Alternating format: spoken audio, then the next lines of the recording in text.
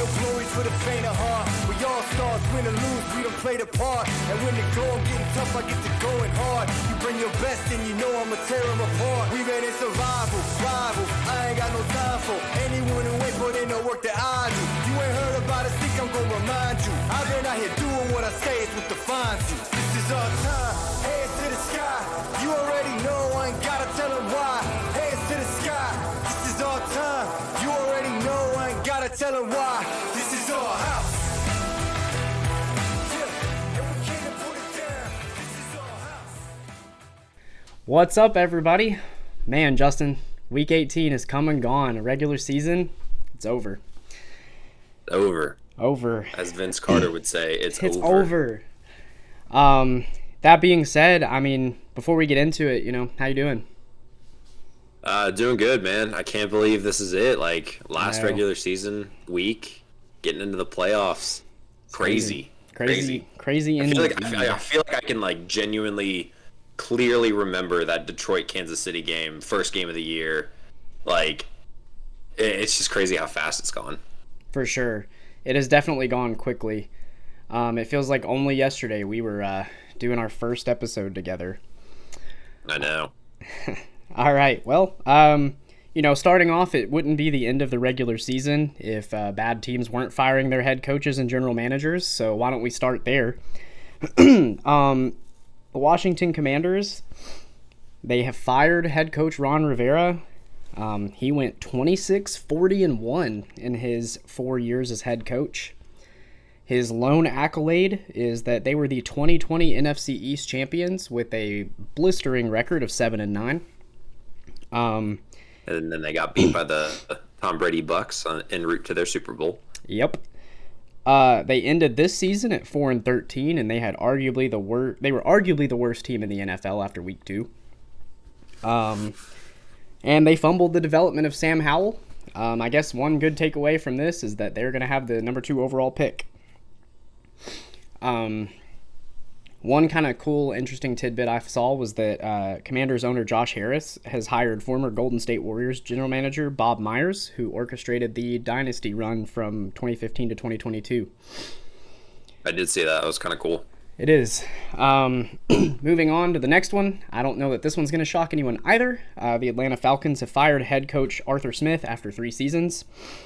He went 21-30 in his tenure, never won back-to-back games, which I thought was crazy. He underutilized the best weapons on his team in Kyle Pitts, Drake London, and Bijan Robinson. He stuck with it. Underutilized is a generous. It's a generous term by me, because you could argue that he didn't utilize them at all. He stuck with a clearly struggling Desmond Ridder, who was turnover prone, instead of, Taylor Heineke, who they signed to be a backup, who proved to be at least serviceable. Am I right? I mean, let's not act like he didn't do pretty solid things in Washington. And he made awful decisions in game that led to tons of third and long situations where instead of using one of those said weapons, they would just run Tyler Algier up the middle, or throw a bomb to Jonnu Smith. Yeah, or just punt. It just, Falcons fans are down bad. It makes me a little sad for Arthur Smith, just because he was a good coordinator when he was in Tennessee. But very clearly he's one of those guys that solid coordinator, not meant to be a head coach. Yep. And then last but not least, the one that should actually shock a lot of people, the Tennessee Titans have fired head coach Mike Vrabel. Mike Vrabel coached for 6 seasons. He went 54-45. He was 2-3 in the postseason. He made the 2019-2020 AFC Championship game. He was the 2020 and 2021 AFC South champions, 2021 NFL Coach of the Year, the 2021 AFC number 1 seed. In the past 2 seasons, they went 7-10 and 6-11. Not all of that was his fault. I mean, they had a lot of injuries, a lot of revolving door on the O-line. But there were growing frustrations between him and the GM as far as his offensive coordinator hires, personnel management, stuff like that. Mike Vrabel wanted more control, stuff like that.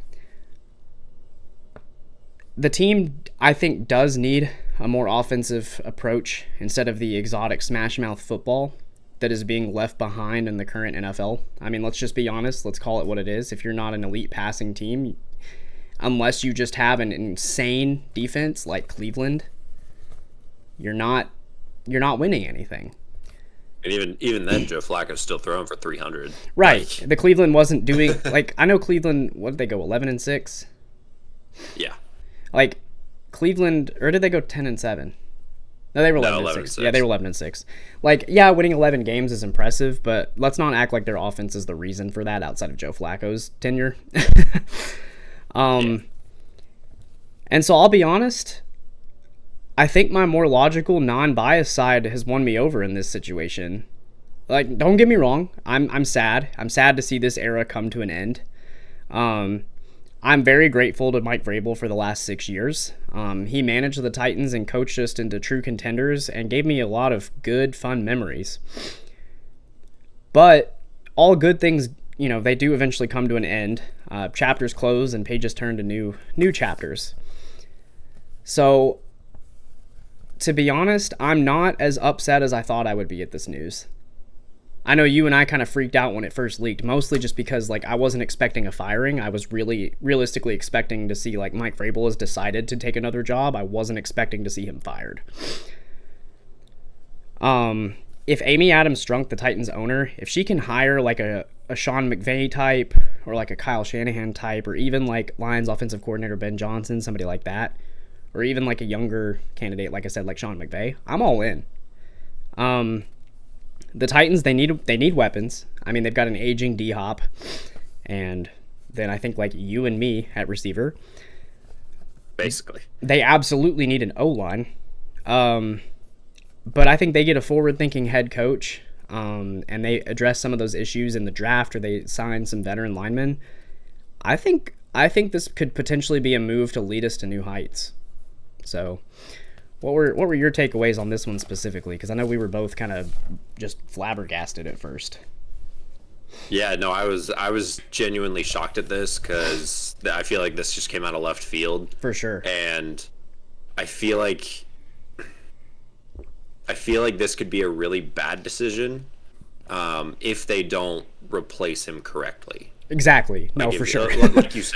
Like you said, if they don't replace him with some sort of forward-thinking, offensive-minded head coach, I think things could go really south really quickly. I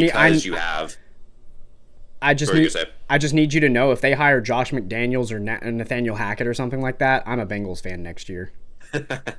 Who day? Well, we have Zach Taylor, so it's not saying much. Okay, never mind. I'm a Ravens fan next year. Well, let's not go that far.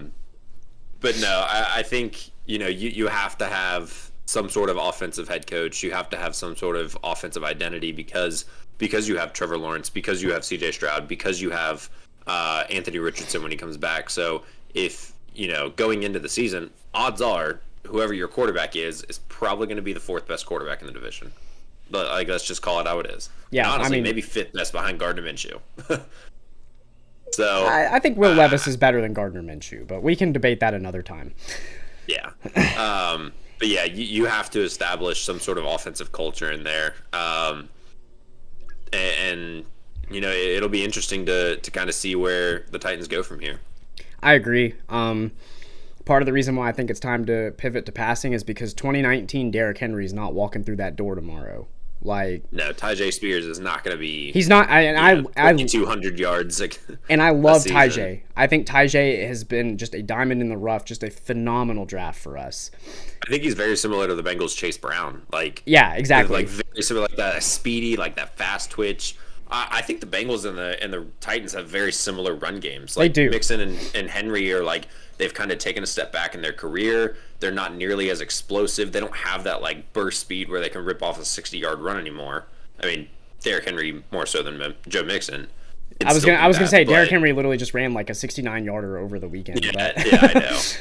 But you know what I'm saying? They don't have that explosivity that they've had in the past, and Chase Brown and Tyjae Spears have been that for their respective teams. They're also that dual threat pass catching back. We've seen Derrick Henry catch some passes, but honestly, that's not really his forte. His forte is get him a good O-line and he just plows people down.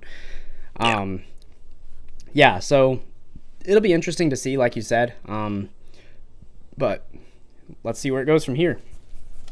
Our last kind of breaking news story here, before we move on to the rest of the week, is TJ Watt is ruled out for round 1 against the Bills.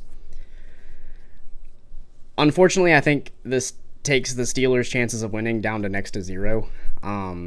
Most of their success this year has been propagated on their defense, and without him, I think it's a first-round exit. I think Mason Rudolph has played out of his mind the last few weeks, but I don't think that missing that key piece on their defense that they're going to be able to take down a Buffalo team that, even when they're not playing well lately, is finding ways to win these games. Yeah, no, I agree. I think it's a massive blow for them, and I think they would need nothing short of a miracle to win this game. Mason Rudolph's going to have to go out there and throw for 500 yards and 5 touchdowns. Now that we're saying that, that's exactly what he's going to do, and the Steelers are going to win 42-3. Yeah, Josh Allen's going to go out there and play like Tua. Yeah. Or play like Joe Burrow against the Titans this year. Sorry, too soon? All right, on to our top story of the week. Obviously, it's the college football playoff championship. The Michigan Wolverines, sorry, Justin, have won the 2023 college football playoff national championship, defeating the Washington Huskies 34-13. I see you doing the OHIO over there, and big dog. Yeah, no, I know. Sorry, buddy.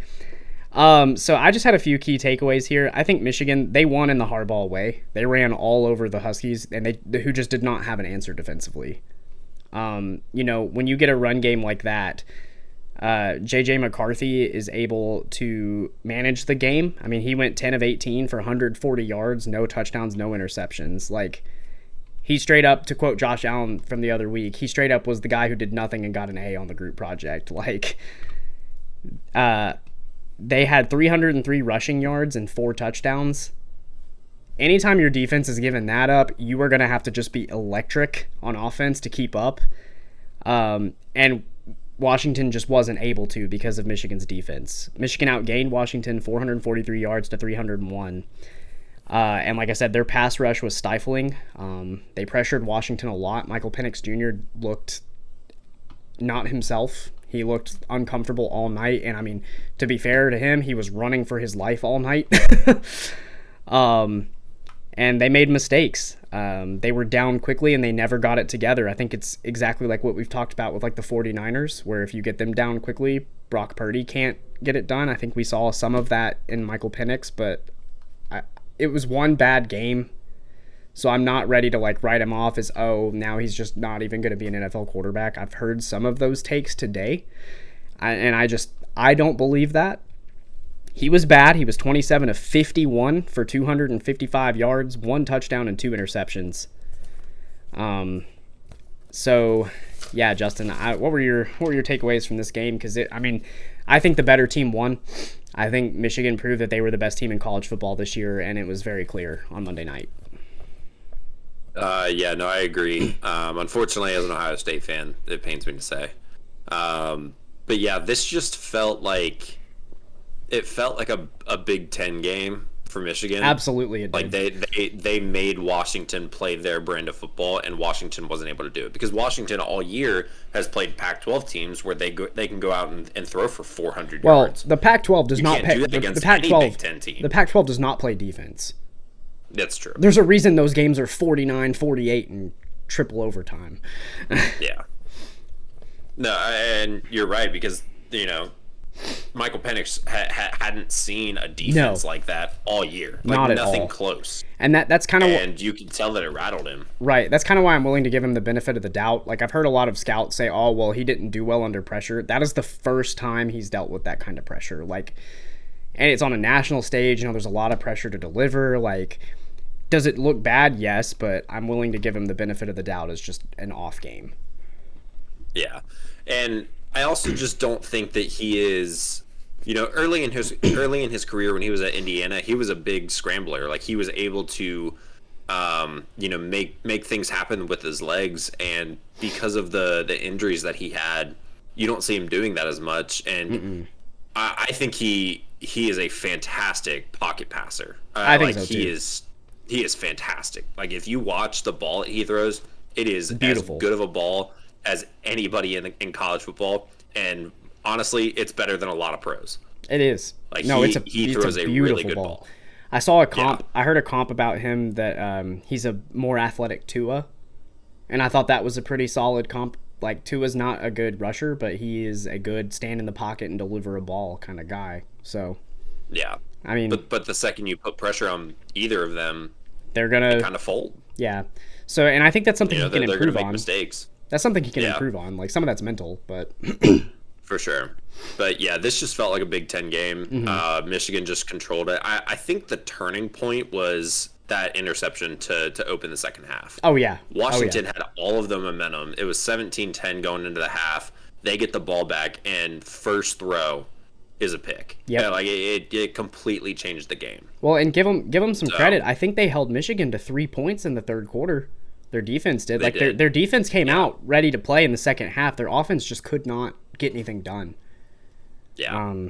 So, it was I think that that decision to go to kick a field goal to make it 20-13 at one point, that was interesting. Was it? Am I thinking of that, or was it to make it 20-10? No, because it was 17. It was 20-13. Yeah, it was 2013. Yeah, I think I remember what you're talking about. Yeah, but that decision to kick a field goal there when it was like 4th and goal from like the 4 or 5 yard line. You got to go. And it's 20-10 at that point. I think you got to go for it. I think so too. Like, given what your defense has done, they stepped up. They held Michigan to a field goal. It's a 10-point game, and you haven't really been able to stop Michigan's defense or Michigan's offense. Yeah, I think you got to go for it and take those points. And if you don't get it, so be it. The other thing that I feel like those two things, like the pick and then the not going for it, just were really big turning points in the game. And then Michigan just capitalized on them.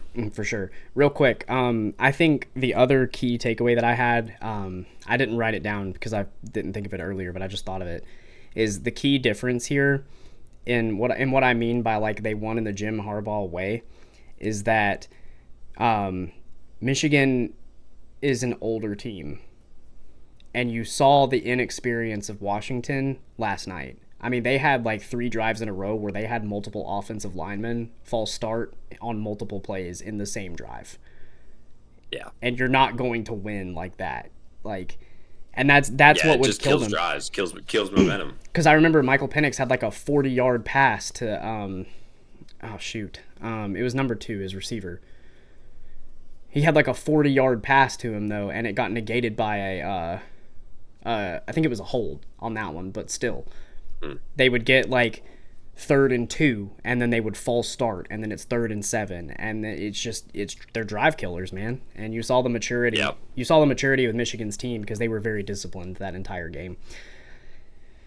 Or at the very least, their penalties weren't called because there were definitely some holds. Sure. There were definitely some holds on Michigan that were missed. Yeah.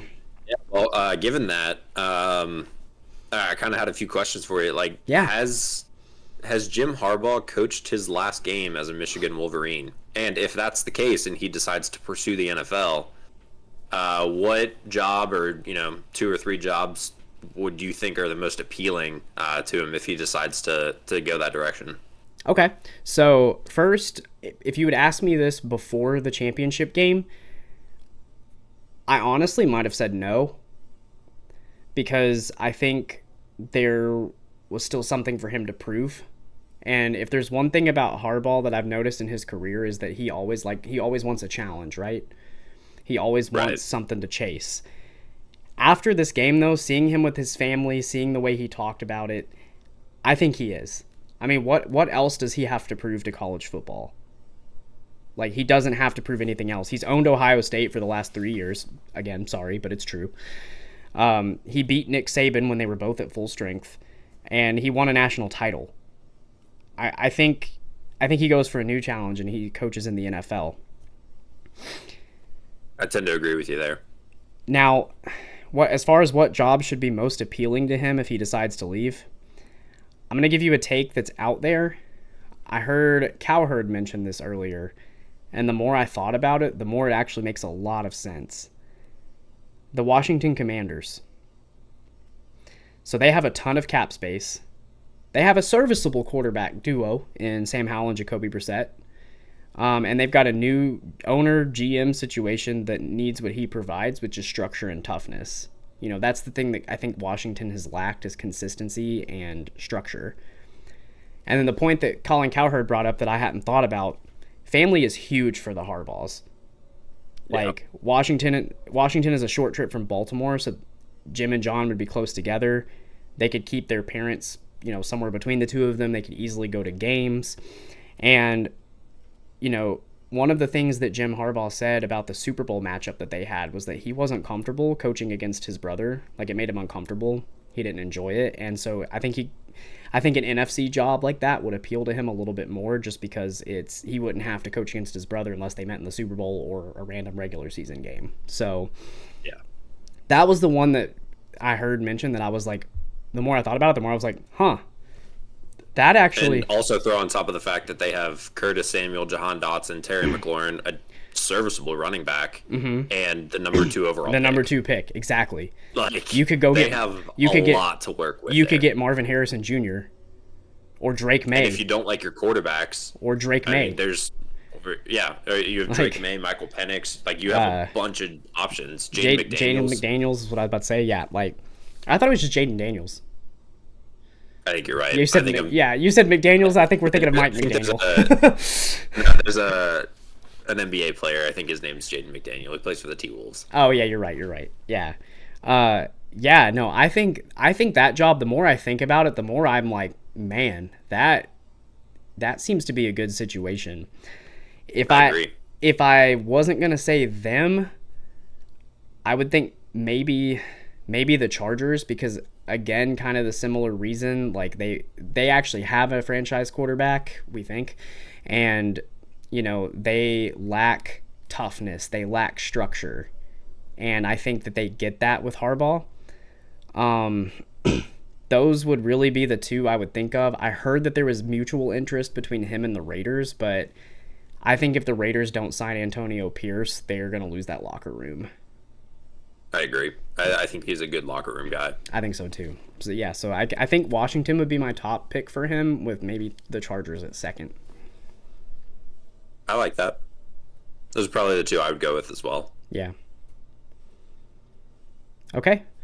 So any other questions or? Yeah. Do you? I don't know. I hate to bring this up, but do you think this title will have an asterisk next to it, given what has transpired for the Wolverines off the field this season? I'm going to say this very clearly. Absolutely not. You want to know why? Yeah. So they got caught for this scandal. Newsflash, I feel like literally every team does what they're accused of, like having people at other teams' games scouting their plays and everything. I feel like that is something every team does, or at least the like top dollar teams do, and I think Michigan's just the one that got caught. The reason why I don't think that made a difference is because without Harbaugh, they beat Penn State and Ohio State. I think they didn't have Harbaugh for both of those games, right? Yeah. Because they beat Penn State first and then they beat Ohio State, right? Yeah, it was like Penn State, Maryland, Ohio State were their three games. Right. But two of those games are the ones that matter, and then Maryland. Yeah. And I think if they were truly winning games because of that, you would have seen that with Harbaugh off the field. You would Penn State or Ohio State would have blown them off the field. So they were under intense scrutiny, and they still were completely dominating teams. They won this title because they have 12 to 17 NFL caliber starters. They're all older, so they're more mature, and Harbaugh has a very dominant system. I mean, you gotta think about it. They ran for 300 yards against Washington.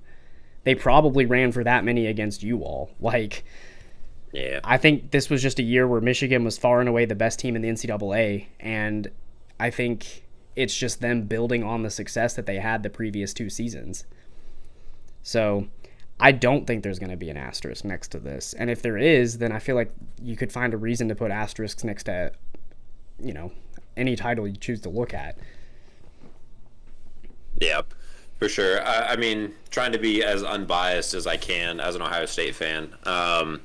No, I like you said, I think they were the best team in college football this year, and I don't think it was close.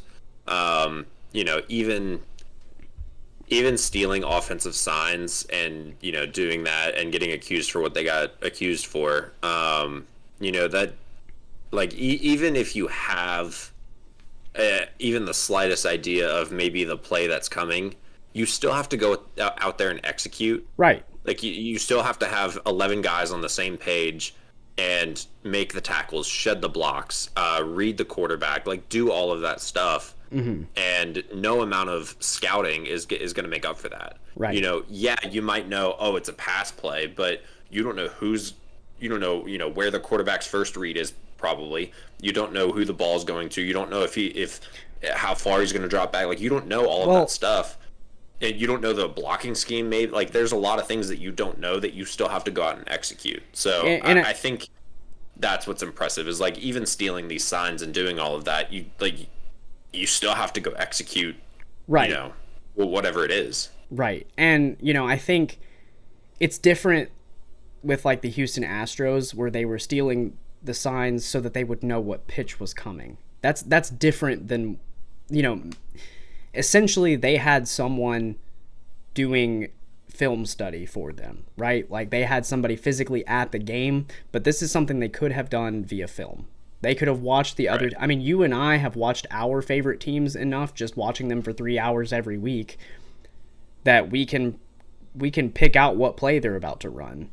You mean to tell me? You mean to tell me that these? If it's 3rd and 9, Zach Taylor's calling a screen. Yeah, they're calling a screen, baby. Joe Mixon is catching a screen 3 yards deep in the backfield. He's getting about 4 yards past the line of scrimmage, getting tackled, and we're punting. Yep. Yep. But that's what I'm saying. Like you and I not being, college and NFL level talent, like college and NFL level scouts or coaches can pick up on that just watching our team for 3 hours. You mean to tell me that they can't hire someone to do that for full time and know an opposing offense's patterns? Like, yeah, 50, 60 hours a week of just watching film and getting that. Yeah. Yeah, I just don't buy into this being as big of a deal as the media made it out to be. Just my complete unbiased opinion. I don't think it's that big of a deal. Yeah. All right. Well, congratulations to the Michigan Wolverines on the 2023 College Football Playoff Championship. Moving on to the NFL, the Green Bay Packers are moving on to the playoffs and will face Dallas in round 1. Jordan Love in Week 18, he had 316 yards and 2 touchdowns. They played Chicago? Yeah. I mean, let's be honest. I never really thought this game was in doubt. I thought the Packers kind of, they played this game well, and they handled business. I know they only scored 17, but it's the Bears. I think they did what they needed to do to just win the game. I don't, there wasn't about style points or whatever. It was, get in there, get a win, and get out. Exactly. I think we were talking a few weeks ago about the Packers potentially, were they going to be comparable to Aaron Rodgers' 6-10 first season, or were they going to be 7-10 or whatever? And they made the playoffs. So, I mean, kudos to Jordan Love, because we had takes this year where we were like, we don't think he's the guy. It's time to move on. And, I mean, he proved both of us wrong. He led them to the playoffs. I guess my question off of this, Justin, is how far can the Packers go this season? I think they go as far as Jordan Love takes them. Mm-hmm. Like you got to think they're 4-0 in Dallas in the last 4 games, and 9-1 against them in the last 10 games overall. Granted, those are with Aaron Rodgers. Yeah, right. But like But like all signs point to the Packers having the Cowboys number. So, if I'm Dallas, I'm definitely not taking this game lightly. No. And if I'm Green Bay, I'm going in there with absolutely nothing to lose. Why? Because this is the first year of Jordan Love as a full-time starter, and you're the youngest team in the you're one of the youngest teams to ever make the playoffs. Absolutely. Like, that is impressive. So, you go in there, nothing to lose. You put all your chips on the table, and you see where they fall. I have a feeling that this game is either going to be the Packers win it in a close one, game-winning field goal type situation, or Dallas is going to run them off the field. Yep. Exactly. Yeah, I have a feeling it's either going to be like Packers win 27-24 or Cowboys win like 41-6. So like, I think that's the only two options. It's not going to be a close Packers loss. Right. I definitely think, like, I completely agree with you as far as that take goes. I definitely think that it is a little unfortunate for the Packers that they're going to Dallas, because Dallas has won their last, like, 50 kajillion games at home.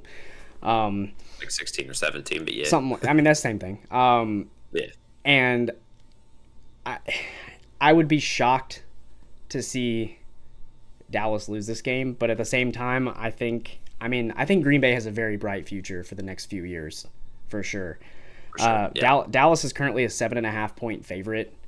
Like you said, it's either going to be a close Packers win or Dallas is going to blow them out. So I don't know.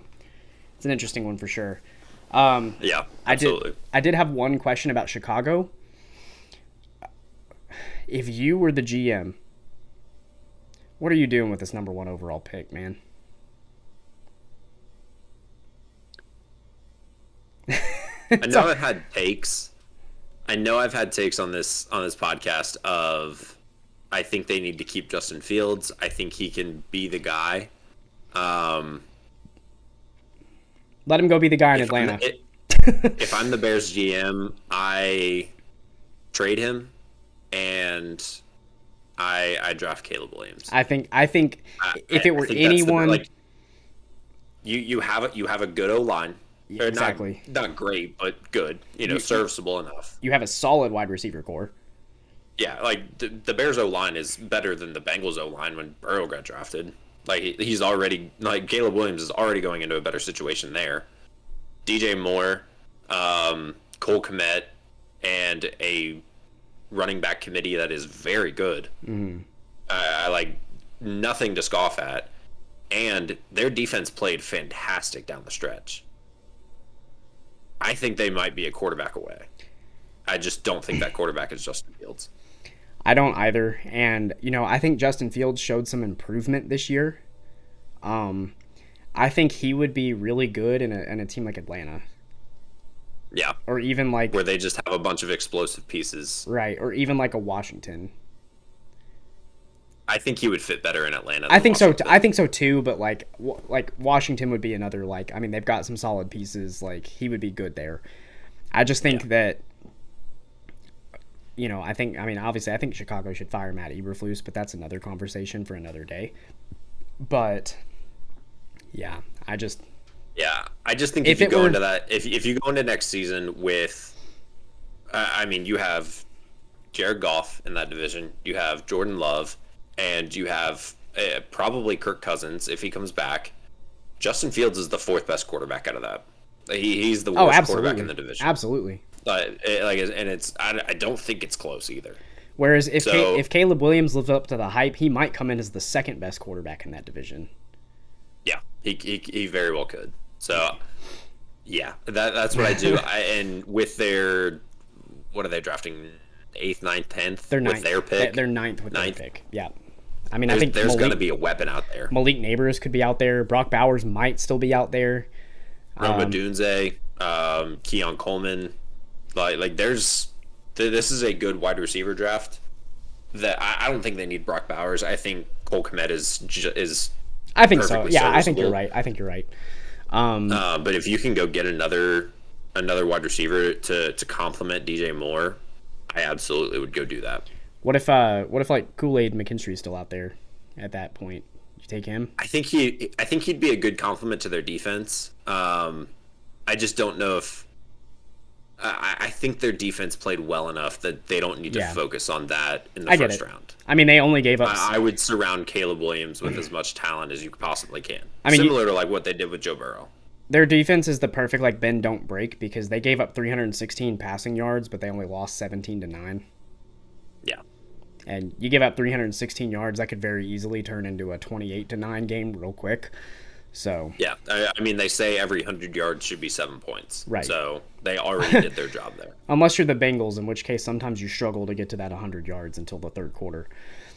Yeah. Which I can't say anything because the Titans didn't do that for a game this year. Anyway, speaking of the Titans.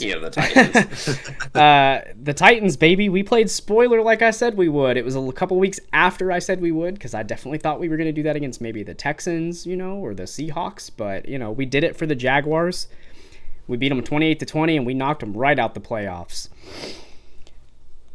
Home couch advantage, baby. Home couch advantage. I'll make the buffalo chicken dip if you want to make some sliders, and we'll watch together. But anyway, I got you. I think, now that we know about Mike Vrabel, we know Ryan Tannehill's probably gone. It's sounding a lot more and more like Derrick Henry's gone. I think this was the perfect game to recap this entire era to go out on. Like, it genuinely, it almost brought me to tears just seeing it. Like, Ryan Tannehill went out there, his connection with Derrick Henry, they had a little moment before the game in the tunnel where they hugged it out and took the field together, and it really was a vintage 2019-2020 Titans game. Derrick Henry had 153 yards and a touchdown. Tajay had 2 touchdowns, 1 rushing, 1 receiving. Tannehill was 17 of 26 for 168 passing yards. He did have 2 touchdowns and 1 pick. It literally was a vintage 2019-2020 game. The run game got most of it done, and Tannehill was able to manage the game perfectly. Aside from that 1 pick, that was kind of ugly, but it is what it is. He had great passes to... That's vintage Ryan Tannehill. Easy there. He had great passes to D-Hop and Tajay for touchdowns. Their defense stepped up. They had 2 picks on Trevor Lawrence. Truly, that was one of those games that, it was very heartwarming as a Titans fan to just see that one more time. Derrick Henry's little farewell to the stadium after the game, dude, I'm not even going to lie to you, I teared up. I was like, man. Yeah. It's obviously, like I said, all good things come to an end, and I knew, I was preparing myself for it. There was trade talks about him all year. I was preparing myself, but to see someone who brought our franchise so much, joy over the last 8 years, it sucked a little bit, I'm not going to lie. I can imagine, yeah. Although I'm not going to lie, it don't suck as bad as it does to be a Jacksonville fan. Trevor Lawrence was 29 of 43 for 280 yards, 2 touchdowns, and 2 interceptions, as I mentioned. Travis Etienne, 16 carries, 57 yards. Nothing to really write home about. Calvin Ridley had 6 catches for 106 and a touchdown. Not going to lie to you, I thought he was going to light us up that game. This was an embarrassing loss for Jacksonville. They outgained the Titans. They had 362 yards to 327. They did have one more turnover, but they did have one more first down, and they had almost 5 more minutes of time of possession. Like I said, our defense stepped up. They held the Jags to field goals in big moments, or we created turnover stops when we needed to. So, Justin, I have a question for you. Should this season be viewed as a massive failure for the Jaguars? Absolutely. Absolutely. They had a 99% chance to make the playoffs. Bro, they were 99%. They were 8-3 at one point. Yeah. It was like the Titans a couple years ago. Sorry. Well, last year. It was literally last year. Oh. We were 7-3 and then finished 7-10. No, this is just a massive, massive failure for the Jags. You have a rookie head coach and a rookie quarterback that had the 2nd overall pick last year in the Texans. You have a Gardner Minshew-led Colts where Jonathan Taylor missed half the season. There's that. And then you have the Titans with a 92-year-old Derrick Henry and Will Levis and Ryan Tannehill at quarterback. And you can't win that division? Yeah. And you have Trevor Lawrence. and you have, is it Doug Peterson? Is that their coach? Yep. And you have Doug Peterson, and you have Calvin Ridley, and you have Christian Kirk, and you have Travis Etienne, and you have Evan Ingram, and you have Trayvon Walker, and you have Josh Allen. The I was going to say, wait, that Josh Allen? the linebacker. And you can't win that division? I would just like to point out. Jacksonville is poverty. I would just like to point out. A poverty franchise. I would just like to point out.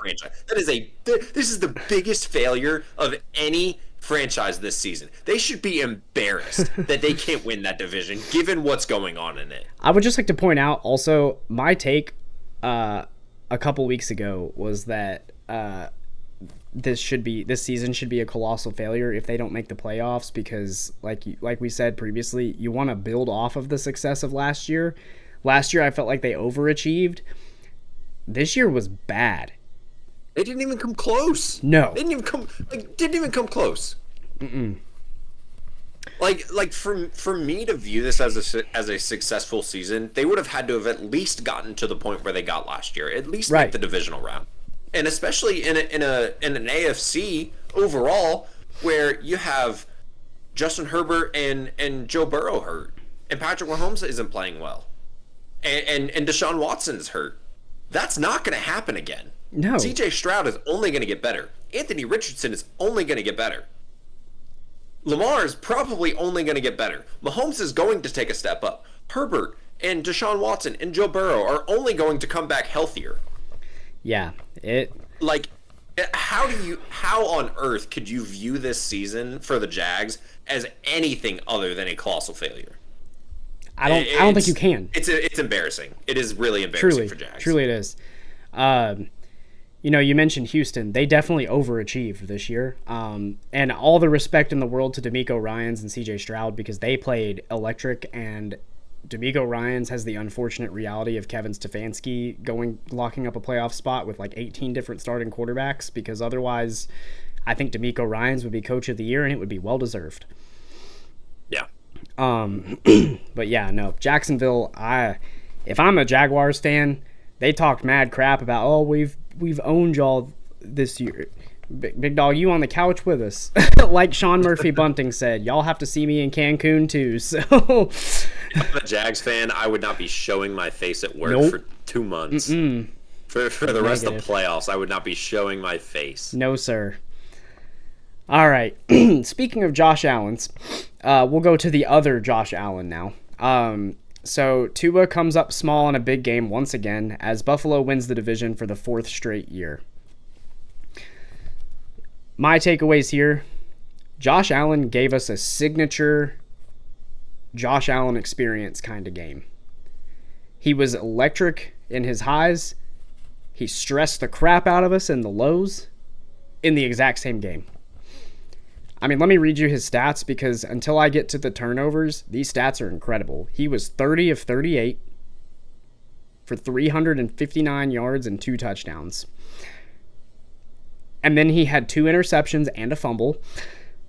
But that's 9.4 yards per pass. And he had 15 carries for 67 yards, and literally on a couple of those runs, he just turned into prime Derrick Henry. Running through people.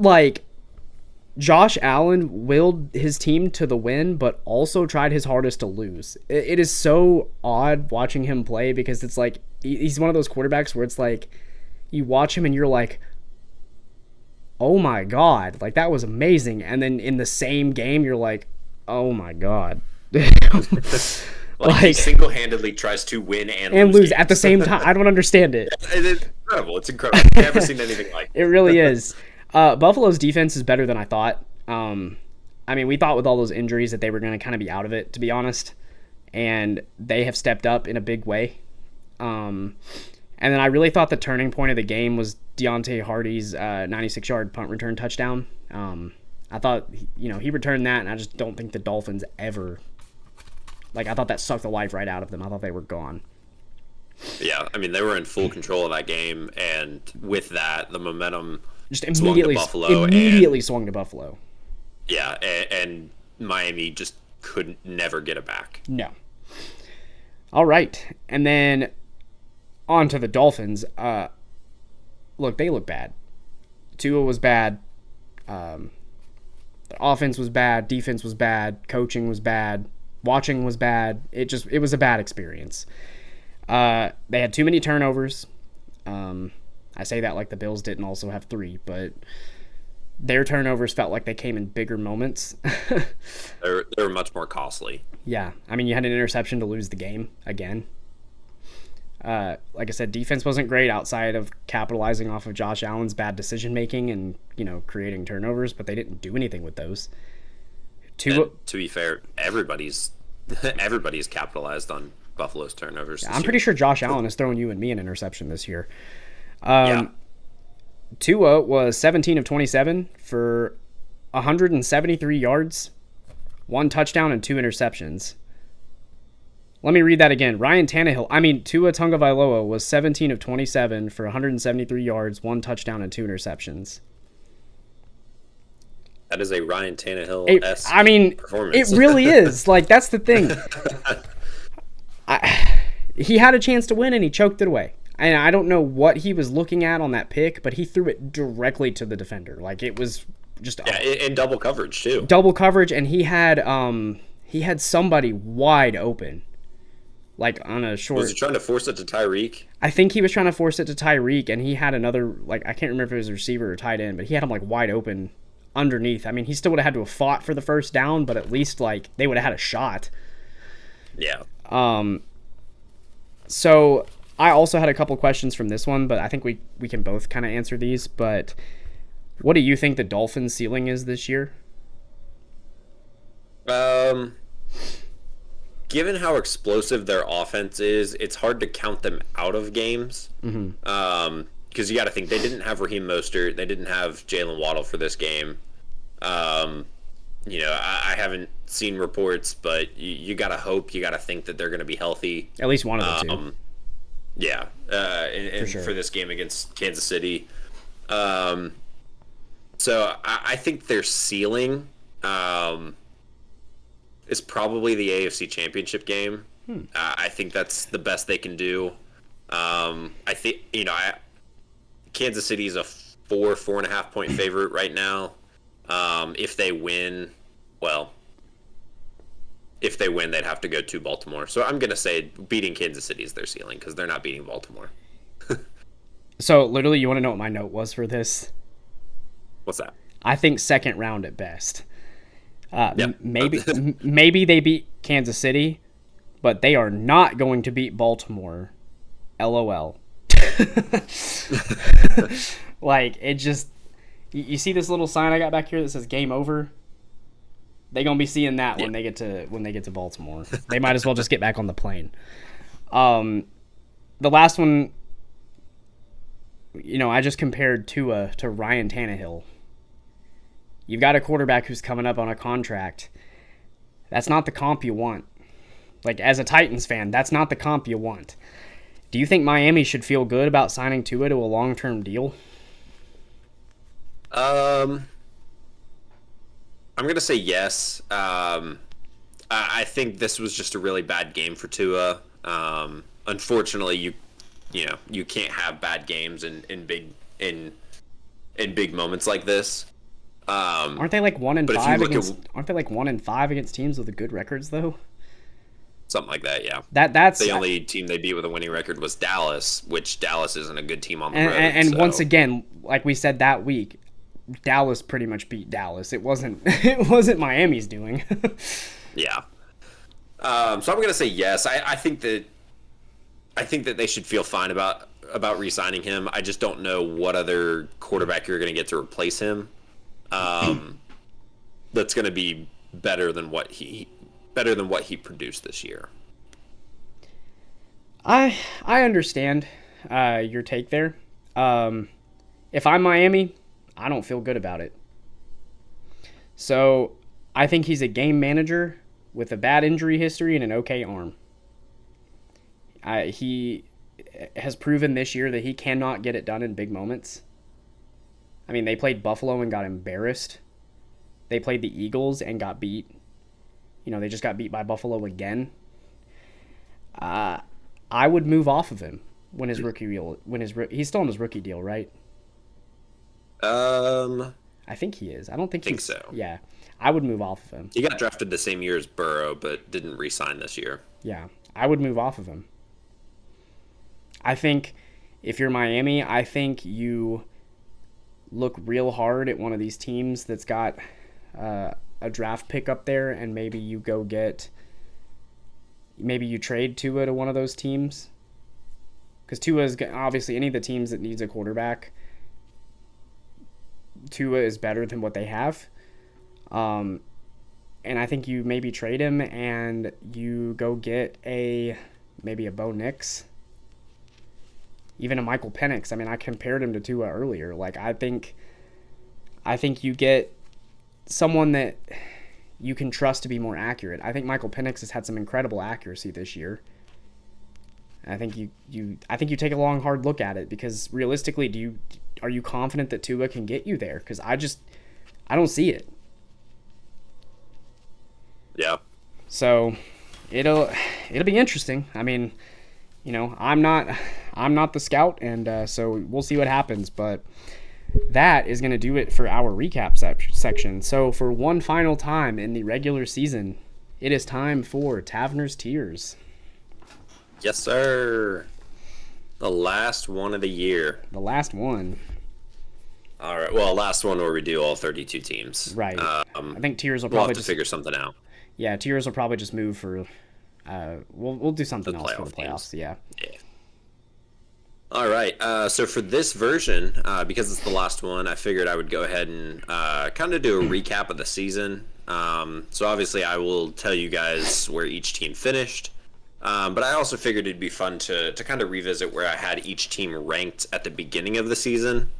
And then also each team's average position throughout the season.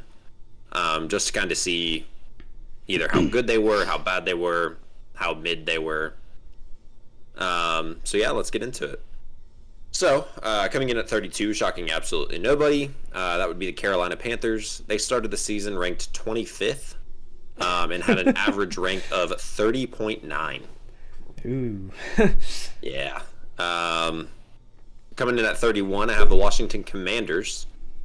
They started out the season ranked 24th, and had an average rank of 26.1. Coming in at 30, this team started out ranked 28th, so not too far off. Had an average rank of 28.3. That would be the New England Patriots. This was, looking at all of the numbers, this next team was by far my biggest miss. So ranked at 29th. They started out the season ranked 5th, and had an average ranking of 17.5. That would be the Los Angeles Chargers. Oof. Yeah, a really bad fall from grace. 5th. I Coming in at forgot 28. you ranked them 5th. I did. Oof. Yeah, that one was a rough one. That one was a rough one. There was one team that came close to the biggest difference in where I ranked, but they're way further up. I feel like that's mine. Coming in at 28th, this team actually had an average ranking of 28.1. They started out the season ranked 18th, kind of based on what they did last year. That's the New York Giants. Coming in at 27, this team started out 32nd. I thought this was going to be the worst team in the league. They kind of proved me wrong.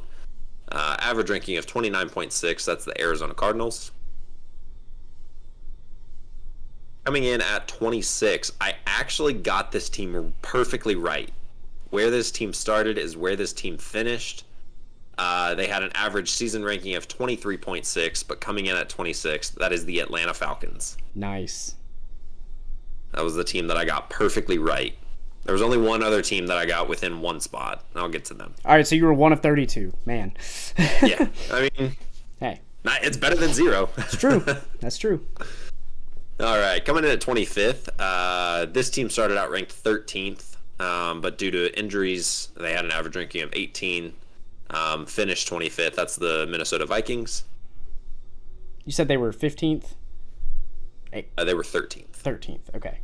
Yeah. Coming in at 24, this team was kind of similar. They started the season ranked 10th, But once again, a major injury. They had an average ranking of 20th, and that would be the New York Jets at 24.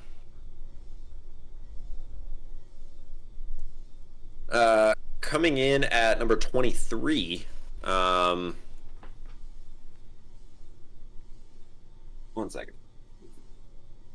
I didn't write down where this team started at. Derp. Okay.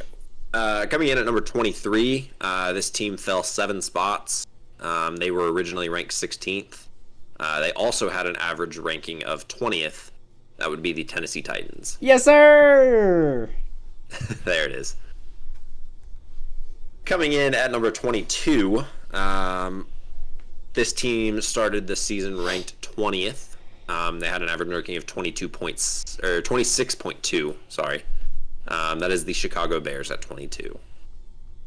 Man, we got beat by the Bears. Yeah. Aw. Boo. Coming in at number 21, this team had one of the strangest seasons because at one point they were ranked 32nd, and just a few weeks later they were ranked 10th. I had them started out at 23rd. They had an average ranking of 22.6. So coming in at 21, that is the Denver Broncos. I forgot you moved them all the way down to 32nd. Yeah, they were 32nd after they lost to Miami, which, it's fair. They lost by 50. They deserved it. Yeah. Honestly, wasn't that the week? I think we ranked them 33rd. Yeah. Coming in at number 20, this team started out 27th. Average position of 22. That would be the Las Vegas Raiders. Coming in at 19, this team started out 21st and had an average ranking of 17. This is the New Orleans Saints. I feel like 19th is like the perfect ranking for the Saints. I feel like they've been mid kind of all year. Yeah. Yeah, and like they had an average ranking of 17, which is I think the closest to 16. No, there's one other team that got closer. But still, yeah. Coming in at number 18, this was the next closest that I got. I originally ranked this team 17th to start the season. They had an average ranking of 14.9. At one point, they were 7th. But 18th, that is the Seattle Seahawks.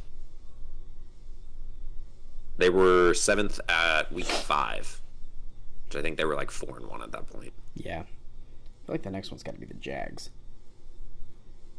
That's funny you should say that, because coming in at Let's 17 go. is the Jacksonville Jaguars. I just remembered where they were last Originally. week, and I was like, they lost their butt. They gotta be, they gotta be there. Yeah, I had them started out at the season. Their starting position was There 9. it is. There we go. They had an average ranking of 8.8, but they finished the season 17th.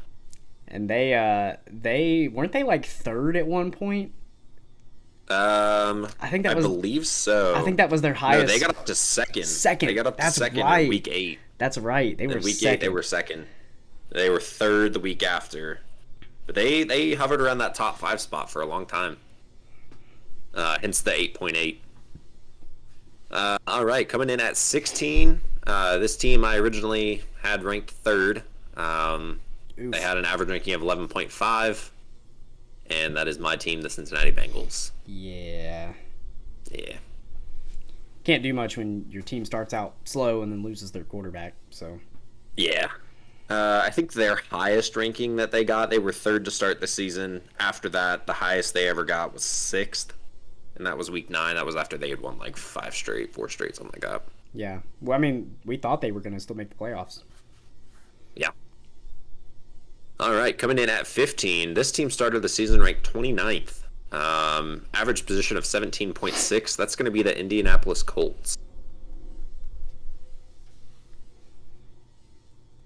Coming in at 14th, this team started out 22nd, had an average position of 20.5. But they finished the season 14th. That is the Green Bay Packers.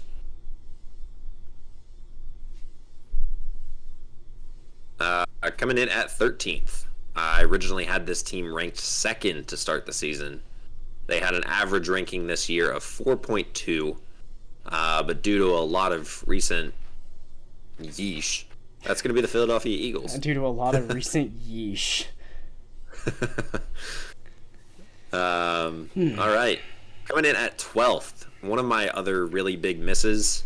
I think it was my third worst miss this season. I had this team ranked 31st to start the season. They had an average ranking of 17.3. That's going to be the Tampa Bay Buccaneers. I was very wrong on this team. I was very right on this team.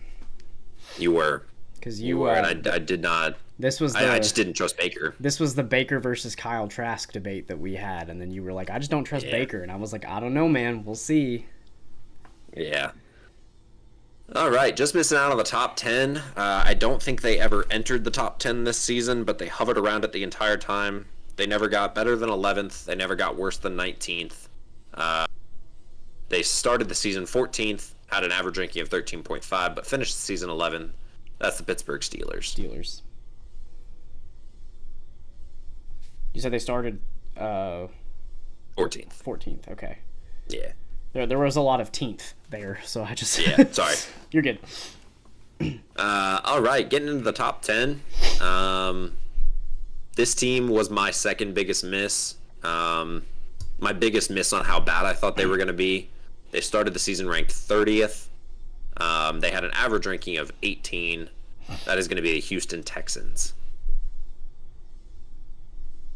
We both missed on this one because I didn't think they. Yeah, were, I maybe didn't nobody think expected. they were. I didn't think they were going to be 30th, but I definitely didn't think that they were going to be top 10 in the playoffs. Yeah, that just tells you how good C.J. Stroud and D'Amico Ryans have been this year. For sure. All right, coming in at 9. This team started out the season ranked 11. They had an average position of 5.3. I believe the highest they got up to was second. They hovered around 4 for a lot of the year, though. But that's going to be the Miami Dolphins at 9. I think they were second. Wasn't that the week that they dropped 50? I think so. Or they dropped 70, I mean. Yep, it was. Yeah, like I said, they hovered around that, 4 to 6 spot for, half the year. Half the year. Hence the 5.3. Yeah. Coming in at 8th, this team started out the season ranked 19th. Had an average position of 16.2, but they went on a run to end the season. So that's going to be the Los Angeles Rams at 8th. Knew it. As soon as you said they started 19th, I was like, that's the Rams. Yeah. Yeah. Didn't know how good Stafford was going to be. They dropped a couple games because he got hurt. And like I said, they just went on a run late. So, all right. Well, coming in at number 7, this team started out first, had an average ranking of 4.5. That's going to be the Kansas City Chiefs. Oof. Yeah. Coming in at number 6, this team started the season ranked 15th. Had an average ranking of 11.3. But they finished the season in 6th. That is going to be the Cleveland Browns. Just as we all predicted. Yeah, that the Browns would be 6th. Mm-hmm. All right, top 5. This team started out ranked 8th. Had an average position of 7. But they finished the season 5. That is the Dallas Cowboys.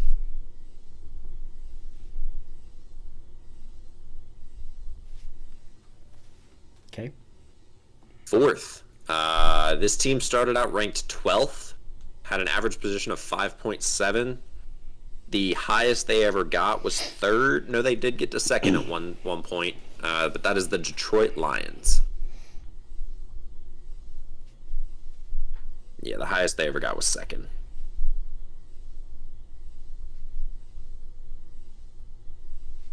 All right, coming in at number 3. This team started 6th, had an average position of 7.3. That is going to be the Buffalo Bills. Cool. These next two are going to be shockers. Not really. Coming in at 2nd, this team started out 4th, had an average position of 2.7 because they held the top spot for 1, 2, 3, 4, 5, 6, 7, 8 weeks this season. But they ultimately finished the season second, the San Francisco 49ers. And coming in at number 1, I know they lost, but they didn't play anybody.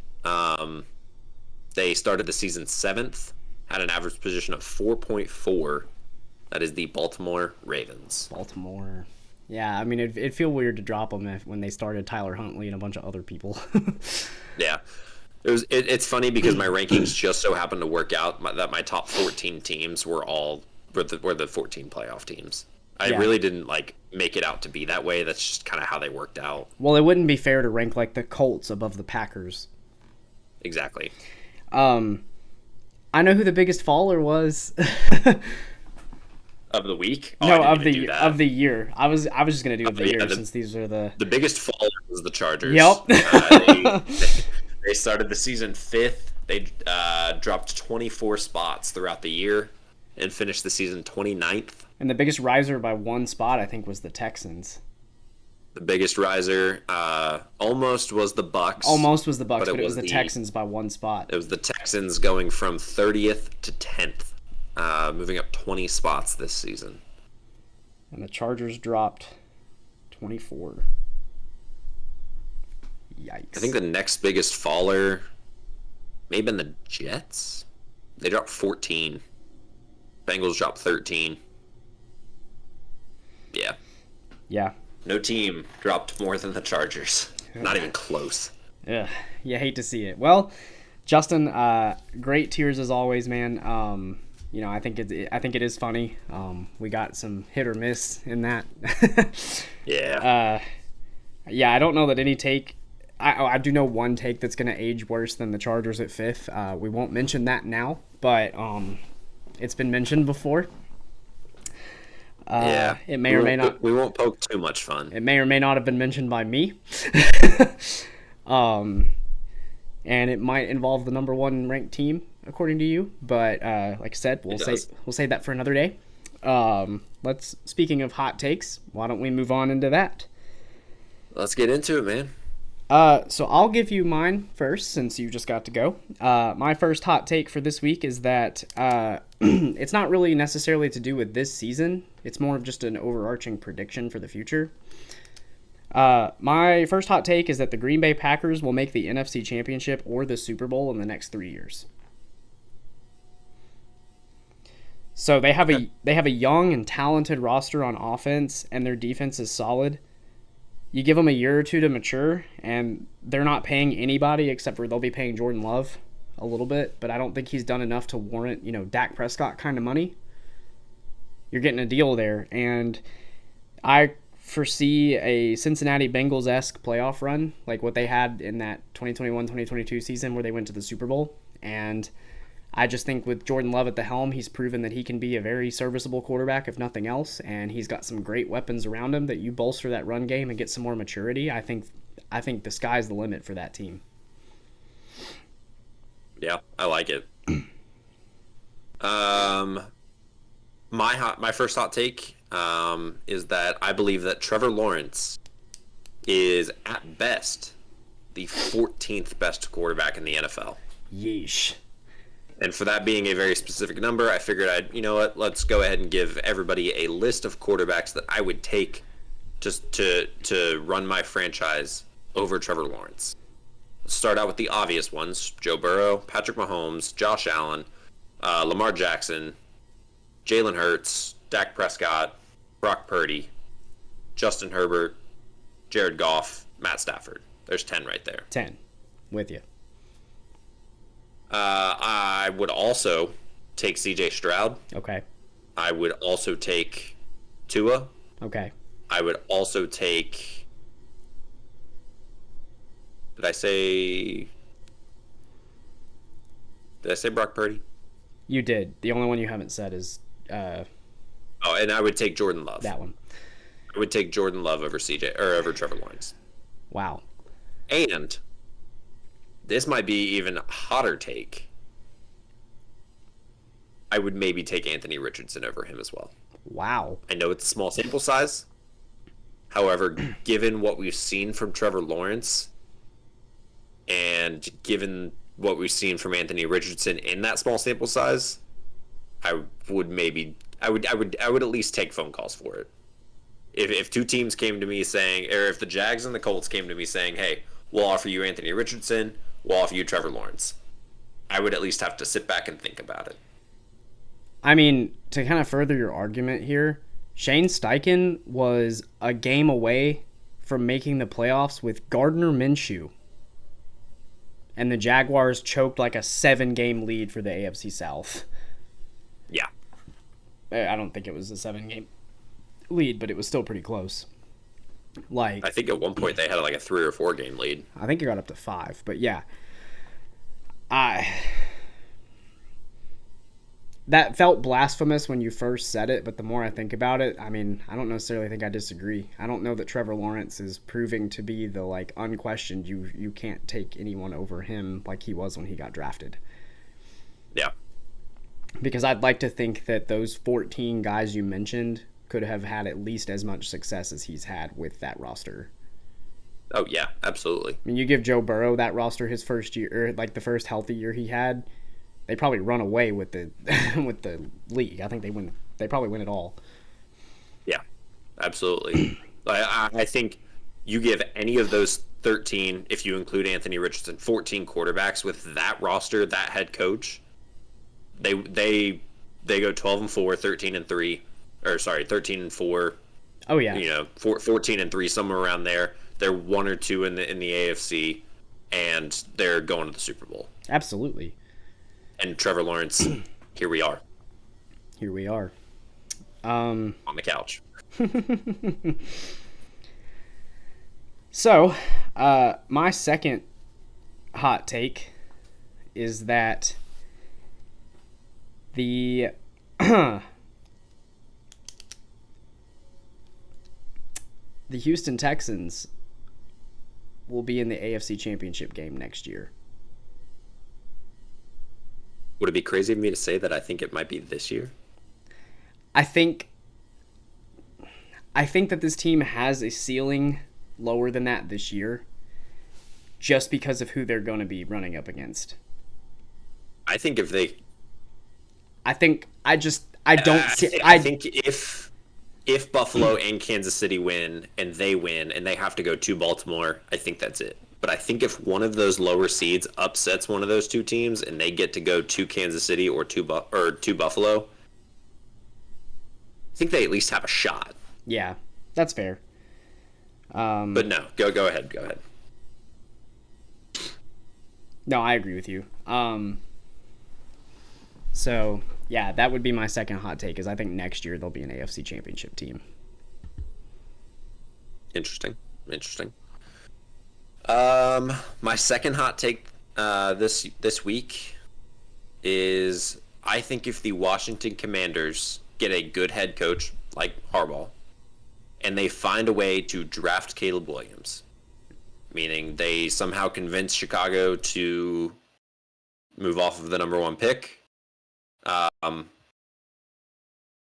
think they will make the playoffs next year. That is my prediction. Interesting. I don't hate it. Now we're going to come back to that in week 18 of next year. Right. And show me how wrong I was when they go 5-12 again. Right. Absolutely. All right. Well, that's hot takes. And before we go, we have one more fun little segment for you all. I'll just unveil it right now. It's bracket time, baby. So, I think that we've had some fun here, and I figured since we can't do like an official tiers moving forward, that we could just do like a bracket and kind of see where we were right, where we were wrong every week. So with that being said, what we'll do is we'll start out with our divisional round matchups, and then we'll go from there to the conference championships, and then from there to the Super Bowl. So I just realized I think I may have these in the wrong order based on seeding. Because I forgot about what you said that I forgot that one of these was the lower team. So let me just unveil my two AFC at the same time. And that is going to be the Houston Texans beating the Cleveland Browns and moving on, which would normally put them against Baltimore. But I've got Miami upsetting Kansas City in round 1, which means Miami would go to Baltimore and then Houston would go to Buffalo. So please, flip-flop those two because obviously I can't read. But I know numbers are hard. They are. But it doesn't actually change my conference championship matchup, which is why I wasn't super stressed about fixing it, even though I just realized it. But I've got let me go on to the NFC first. For the NFC, between Tampa Bay and Philly, this might come as a shock, but I've got Tampa Bay upsetting Philly. And then I've got the Rams upsetting Detroit. My main reason for that is because Detroit's going to very likely be without Sam Laporta. And I just, the Rams, I think, are playing like a more explosive offense. And I think Jared Goff is going to not like having that weapon gone. So that would be my first matchup, would be San Francisco and the Rams. And the funny part about this, Justin, is that I realized it for this one. The 6 seed is playing the 1 seed here. I had the same upset in both, and I got it right on one of them. And then, I think it's pretty clear Dallas is gonna beat Green Bay. I just think Green Bay's inexperience is gonna catch up to them, and like I said, they're the youngest team in the league. I think they're the youngest playoff team since I think I saw the '73 Bills. So, I know everybody likes to poke fun at Dallas and Green Bay's had their number, but I don't think this year is Green Bay's year. So I think we've got Dallas and Tampa Bay as that round. So for the conference in the AFC, I'm picking Baltimore over Houston. Like I said, I just think Baltimore is the best team in the AFC. I love Houston and what they've done so far this year, but I think their road ends there. And I've got Buffalo beating Miami again. I think they beat them 2 straight, and I don't think that's a coincidence. So my AFC championship is Baltimore and Buffalo, which is a very fun AFC championship between 2 really good teams. I've got Dallas beating Tampa Bay. I think Dallas being at home is the difference here. Like I joked earlier, they're a cajillion and 0 at home, and I don't see that changing, especially when Tampa has shown that they're mistake prone. And while I do like what Baker has done this year, I just don't know that they have a team that can keep up with Dallas. So I've got Dallas beating Tampa. And then in the shock of the year, I have the Los Angeles Rams upsetting the San Francisco 49ers and making the NFC Championship game. I think that the Niners are going to come off of that bye and they're going to come out slow. And I think that Los Angeles has the firepower and are going to be primed after playing a great team in Detroit. And I think that they're going to come out hot. Might see a couple touchdowns to Cooper Kupp or Puka Nacua early, and that gets Brock Purdy down. And we've seen when Brock Purdy's down, he doesn't play well. For sure. So now we get on to our conference championship matchups. We've got Baltimore, Buffalo in the AFC, and I can't pick against Baltimore in this one. I really can't. I think Baltimore is the better team, and I think while Buffalo is overachieving at this point compared to how they were the rest of the season, I think that their road ends in Baltimore. I don't see them going to Baltimore and winning that game. I just think Baltimore manhandles them like they have every other good team they've played this year. Now, if the Steelers for some reason made it this far, the Steelers would beat them 2-1. But but because it's a good team in Buffalo, Baltimore's going to run them over. And then again, I think Dallas is going to benefit from the home field. And while I think the Rams have a better offense, or they have a good offense, I trust Dallas's defense a little bit more, especially at home. They play better at home. And I think the Rams lose. So my Super Bowl is going to be Baltimore and Dallas, which is odd, but here we are. And now for my Super Bowl champion, I have Lamar Jackson capping off his MVP season with a 38-19 Super Bowl victory. I've got the Baltimore Ravens. Thoughts, questions, comments, concerns? I'd be interested to know the last time an MVP won the Super Bowl in the same year. It's been a hot minute.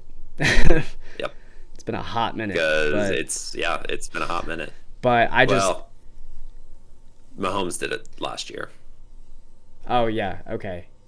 That's true. Besides that, it doesn't happen often. It doesn't happen often, but I think my logic here is that I think just Baltimore has been far and away the best team in the league, especially the last few weeks, if nothing else. And especially I think if my scenario happens and San Francisco goes out early, I just don't see the Cowboys outplaying the Ravens at a neutral site. I don't. I think that's where the moment gets too big for Dak and Mike McCarthy, and I just see the Ravens running them over. So that's my bracket. We'll see how well this ages. So what I'm going to do now is cover everything back up. Don't worry, I got yours right. I just couldn't do mine. Okay, thanks. Yeah. Let's hide me. Where is the rest of it? Oh, I know what happened. There we go. I fixed it. All right.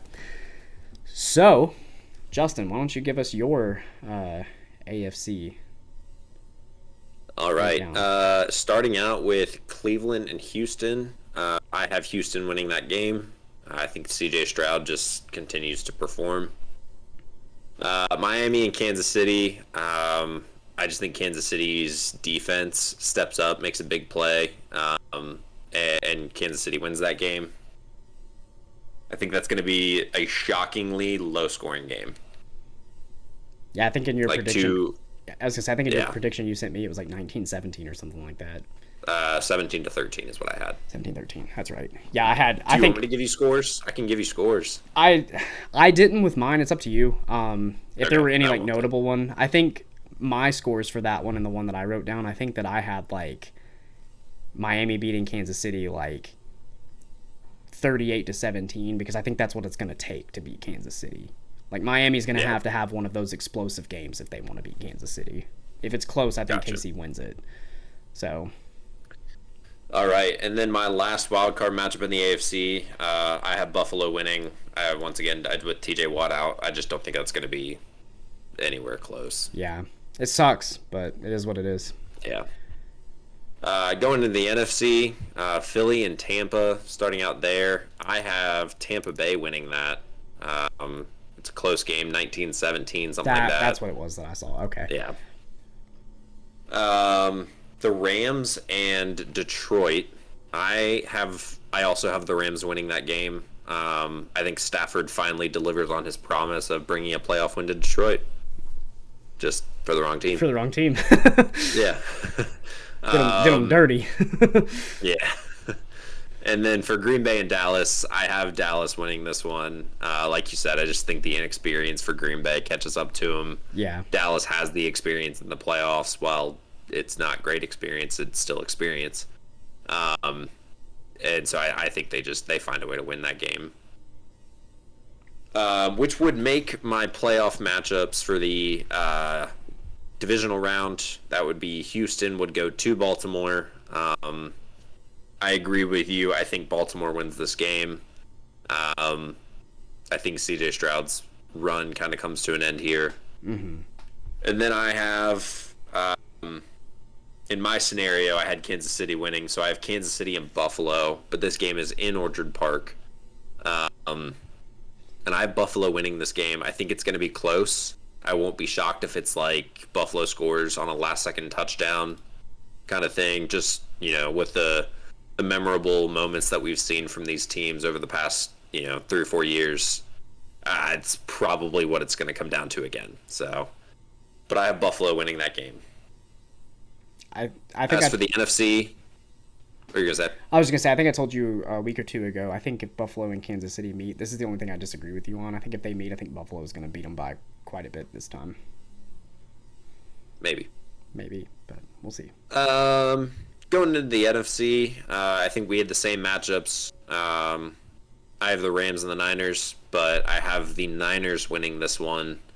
I just think overall they have a better roster. Yeah. And I just think that they find a way to win that game. Coming off a bye, the Niners, when they came off a bye this year, they went out to Jacksonville and beat them by 30.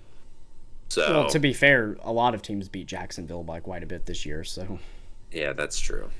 So even the Bengals with Jake Browning beat them. So, well, my point still stands. Then I have Tampa Bay going to Dallas. Like you said, I think this is another big win for Dallas. I don't see this game being close. And so I just see Dallas winning this game, which would make my AFC Championship game the same as yours, Buffalo and Baltimore. You picked Baltimore, but I have to disagree with you on that one. Fair enough. I think Buffalo wins it. My guess is a Tyler Bass game-winning field goal from about 45 yards. We'll have to see. It'll be fun to revisit that one. Yeah, it will be. Plot twist. Tyler Bass is gonna doink the game-winning field goal, and Baltimore's gonna hang on. Right. Yeah. No. I think it's gonna be a close game. But I think the Bills have had just a bit more success in the playoffs recently than the Ravens have. Fair. And I think that kind of catches up with the Ravens. As for the NFC, I have Dallas going to San Francisco. We've all seen that movie before, and it doesn't end well for the Cowboys. It does not. I think that trend continues, and I think that San Francisco wins that game by double digits. Fair enough. I'm not going to say they win it by 30, but I think it could be like 10, 13, 14 points. Fair enough. And again, my whole thing with the Cowboys was them being at home. Yeah. And I think if something happens to where they host the NFC Championship game, I think that would take San Francisco losing in the divisional round. I think they probably are a lock for the Super Bowl. I just don't see San Francisco losing. Now that you've said that, would make my Super Bowl. I was just going to say, now that you've said that, for some reason Dallas is going to just decide this is the time they're not going to lose, and they're going to win like 52-7 every game. Yeah. That would make my Super Bowl in Las Vegas. That is going to be Buffalo versus San Francisco. And I have Josh Allen leading the Bills to their first ever Super Bowl. I have them winning it 31-28. Who was on crack? Yeah.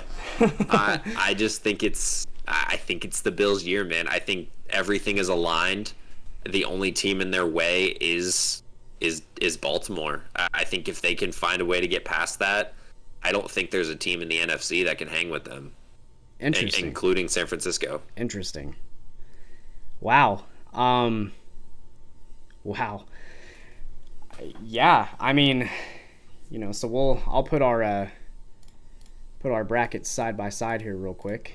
Once again, I can't wait for Buffalo to lose in the first round of Pittsburgh by 20. You're right. Just because knowing my luck. Right. I've got our brackets side by side here real quick, just so people can compare and contrast. We both picked AFC teams.